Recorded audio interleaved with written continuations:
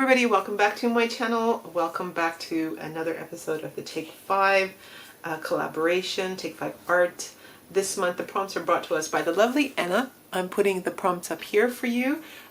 Really interesting one, you guys. Haven't started it yet, so kind of a bit excited, kind of a bit apprehensive, but I know it's going to work out well because you just always kind of make it work. So here we go. For my two textures, I have chosen Deco Arts Dimensional Effects and some Crackle, so that will be interesting. For prompt number 2, we have got Create a Cityscape, which is so interesting. I got this stamp from Hero Arts, not last year, the year before, and I only used it for one design team project, so really excited about busting this out and trying again. For number 3, I thought it would be really cool to make a like sort of black and white gray tone background, but then introduce some speckled egg. This is the new Ranger's Speckled Egg in Distress ink. I was going to use it as the sky dripping down, so that will be really cool. For the fourth one, we've got Stencil and Stamp, so I'm treating this as sort of the Cityscape. It's just Stamp, but I've also introduced a Stencil, which shall be good. For the last one, we have got Doodle or Journal, and I've got my Elegant Writer here. See how we go. I'm not sure how it's going to turn out, so I got to play around with composition to see exactly how my art journal is going to turn out. So without further ado, let's get started. So the first thing I want to do here is add a gesso layer to the watercolor paper. This is 300 GSM water paper, really thick, but what I want the gesso to do is allow for drippage. Now, one of the prompts is splatter and drips, and for the inks to flow, you really need a gesso to allow that movement. So once that's down and dry, I go ahead and grab my Tim Holtz number stencil, paintable dimensional paste, and I'm just going to add some of that stencil all around the edges. Just showing you here really quickly, it's looking really good. And what I thought as I was doing this, I thought, how good would this look in black? So I added some gesso, added some heavy body black paint, and then mixed it all up. Now, when you add, because gesso is so opaque, you're never going to make black gesso yourself. And because I don't have black gesso, this is the closest thing I could have. So it's like this really dark grayish, and I mixed it on my glass mat there, and then I added it and also mixed it as I added. So it's kind of this really cool, like all kinds of shades of gray.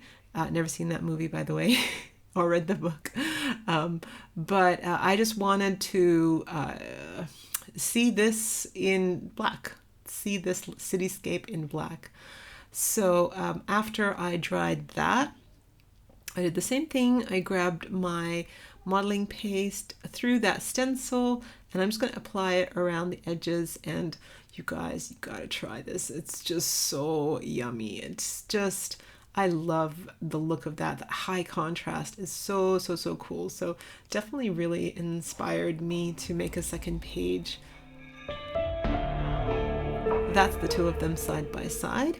So once that modeling paste is nice and dry, I added some of this Crackle paint. So all I'm doing, you can't really see, but all I'm doing is just adding it to the edges here, right on top of those stencils. Some areas are thick where it first goes on, and then it thins out to this really thin. So you're not going to really see. I'm trying to get that glisten on there. Not really going to see it very much, but there's nothing really to see, but you'll see it a bit better here when I go work on the black. Now it goes on white, but it actually dries clear, and I thought this is the reason why I did the second page. I just wanted to show you how, you know, thick on the edges and then thin feathers out as you pull that palette knife through. So this is basically what I did. I had to leave it for 24 hours for that to dry. So I just wanted to show you how it came out. This is the next day, so pretty much 24 hours. I love, I'm not sure if you can see it here, love how the crackle is looking on the edge, and here as well. That just that edge of the numbers with the crackle, it's just so lovely, so beautiful. And then this is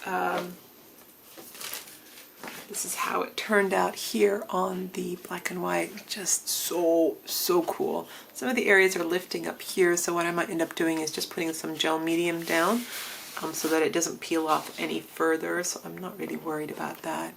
But that is just so cool. So time now to start stamping. I've pulled out some of this baking paper. I can't get my hands on deli paper, so I'm using baking paper from the kitchen, using this Lawn Fawn high pigment ink, and I'm just printing that on to the baking paper just with the back of my roller there. I just couldn't be bothered to pull out my stamping pad, so I did 2 images because I do have 2 projects to work on. So they're basically just there so I can see what the buildings look like. I also grabbed some of this cartridge paper, and I did the same thing here. I just printed the whole image onto the paper, cut that out, and then I realized that I had all this excess, and then this is when I thought, well, I can just start getting the buildings on their own and see if I could do some kind of layering. Well, this was the first thing I thought of, and then as I kept working with this, I sort of kept getting ideas until I finally realized what I was doing. Like, sometimes I have an idea of what I'm doing, and sometimes I have no idea what I'm doing, but as you work along, the idea does come to you, and this is what happened today.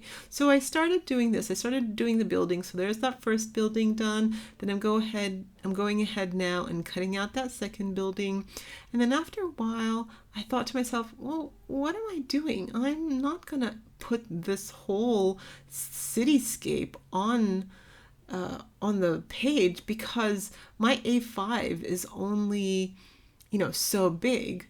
So if I use that entire block, which is a 6x6 stamp, I'm really not going to have much room for to show background, and I definitely wanted to show the stenciling and the crackle paste that I had done. And if I was going to add this entire scene to my background, then that's basically going to cover everything up.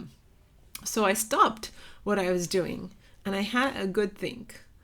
And I thought, okay, what do I see? If I squint my eyes, I can see a little bit of the city line. So I grabbed my Faber-Castell pencil, and I'm just going ahead now and I'm just outlining that's the top of the cityscape. So I'm going to sacrifice the back lot of buildings, so that allows me to see the sky and the drippage of blue that I did in the background. So that's one problem taken care of.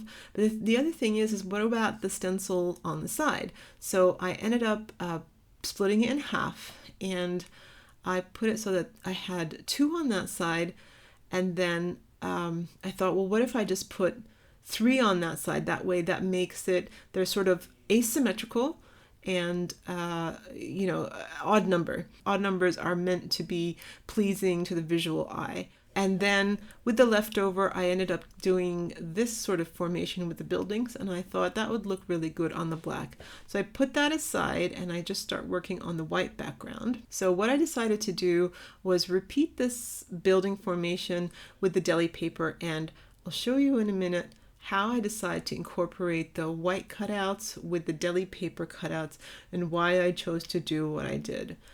So I've got the deli paper now on the background there, and I'm really happy with that formation. Taking out that extra building in the back just gave me a gap, just allowed the background to shine through. So here we go with the background. I decided to go with iced spruce because that is the color of, well, that's kind of going to echo the color of the ink that I used to print the stamp with. I am using just this plastic sleeve that I use to put my ATCs into when I send them in the Happy Mail. And all I'm doing is just squishing it down onto my glass mat and then spraying and then using the plastic to transfer the ink. And I definitely want to do some drips here, so I add drips I allow it to drip down the page, then I dry it, then I repeat the smooshing just so that I can intensify the color of the iced spruce. I work on the top there, and then I decide to go around the sides and I work on the bottom. I do want to put some gray in the bottom because I do want to simulate a sidewalk, but I'll get to the sidewalk in a minute. Here I go now with the speckled egg, which really surprised me in terms of it being so light. I didn't expect it to be so light. It's still a lovely combination, speckled egg and iced spruce, but definitely a light combination. But it definitely worked well for what I was going for. The day I filmed this was pouring with rain. My house was so dark. I had to turn on almost every single light in the house everywhere I went because it was just so dark. It was such a windy, gloomy June in Perth kind of day. I think I was channeling the weather, to tell you the truth. So what I'm doing here is I'm putting the speckled egg along the bottom because I wanted it to look like pools and pools of water on the sidewalk of the city. So that's what I decided to do. All right, so back to how I was going to do this composition. I decided to put the deli paper on the back and then pick out some buildings that were going to have the white cartridge paper. I wanted to have a look of depth. So you know, when you look off in the distance, the things in the background are always lighter than the things in the foreground. So the distant buildings are going to be the ones with the deli paper, and then the cartridge paper buildings are going to be the ones that are closer, or the ones that are close to us. So I'm just putting the deli paper down now with some gel medium.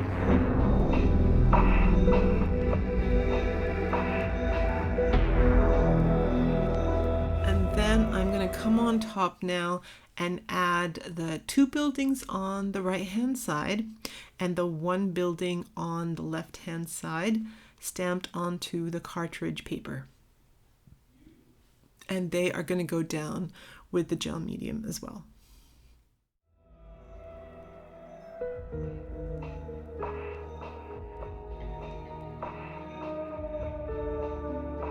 So once that's done, I'm going to outline just the foreground buildings with my Faber-Castell black pencil, and then I'm going to create that little bit of the horizon line, which is all the way down there at the bottom. I'm going to make it quite heavy. So here I come with my water barrel paint pen, and I'm just going to create this heavy texture at the bottom. So I want it to look like concrete. I wanted it to look like broken sidewalk. I've got a lot of the crackle paint down the bottom there. So I wanted that black color to seep into the crackle layer.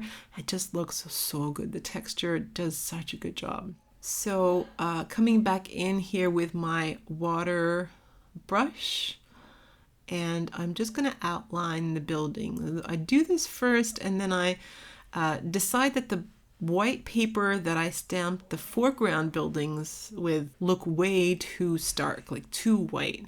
So I pull in the color from the edges and I make it so that the building looks quite gray. And I love how they don't look the same. So there's lots of different tone and there's lots of different value, which adds just such interest. I've never done sort of a black and white scene like this. It's not really black and white because it has that pop of blue, and later on you'll see what else, but I just love the gray. I kept pulling the colors in from that Faber-Castell pen, and it just kept adding different colors. And so I'm just very lightly outlining the background buildings here, the ones that I kept in deli paper. So I'm using a very light shade of gray, and I'm just going around them, create a little bit of depth. And then here I'm just going to fuss a little bit around each of the buildings as I try to get the colors just right and try to remove just some of the harsh lines that the brush creates. But I just work on it until I'm happy with how it looks. So once I'm happy with it, this is looking really good. Once I'm happy with how it looks, I'm thinking I definitely need a pop of color.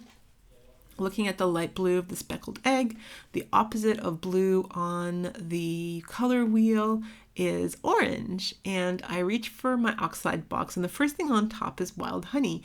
And wild honey is such a lovely color. Is it yellow? Is it orange? It's definitely a really warm yellow. So I think it looks fabulous, and it just really grabs your eye right down there. Then what I wanted to do is I wanted to do a little bit of a flowy organic line underneath that harsh horizon line. So I'm using my liner brush, and that looked really weird. And so I thought, no, I don't want that. That looks horrible. And then I thought, well, what if I put just the yellow underneath the building so it looks like the lights of the building are reflecting out onto the water on the sidewalk. And then I decided to keep extending it and introduce that organic line again, and it actually looks really good, especially with the crackle paint. And then I went back and added just a little bit more orange into the building, into each of the windows, so that it looked like the lights were more intense in one corner. So after I was done with that, it's time for the last prompt, which is the journaling. Or the doodling, and I'm just burping my black Posca pen here.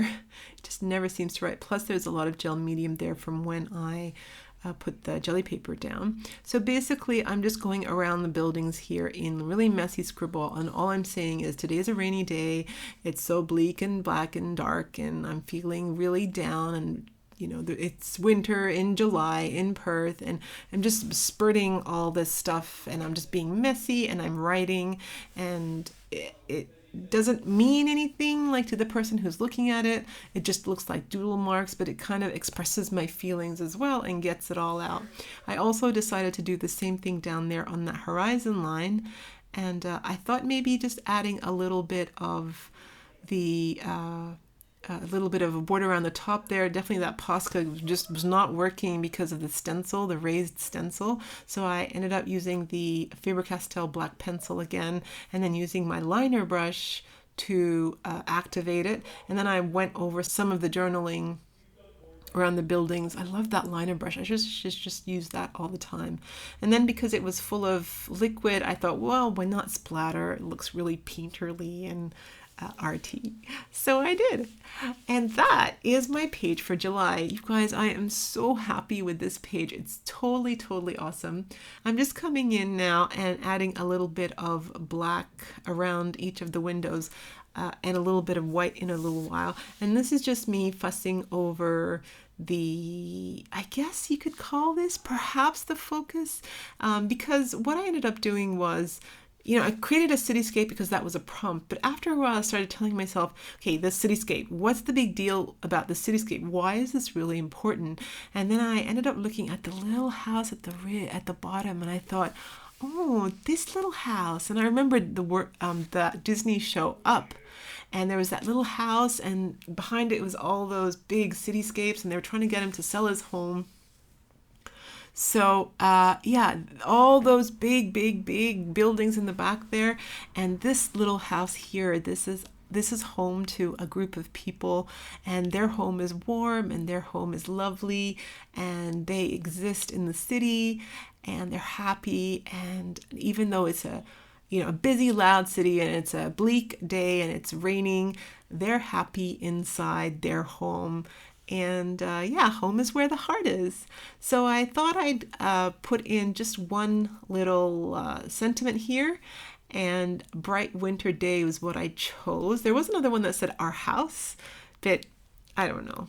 This works too. I don't know. They would have both worked. So yeah, I was just fussing about here with the position of where to put it, but I ended up putting it just touching the building, but not on the building, and just above the horizon line. That is my art journal page for July. Thank you, Anna. This was such a great set of prompts. I love how my page turned out. I can't wait to see what the other girls do. You guys, if you're interested or you want to challenge yourself, if you've never done a cityscape before, please give it a try and use the hashtag Take5Art and tag us on Instagram. I would love to see what you make. It is so much fun to challenge yourself. Thank you so much for joining me, and I'll see you in my next video.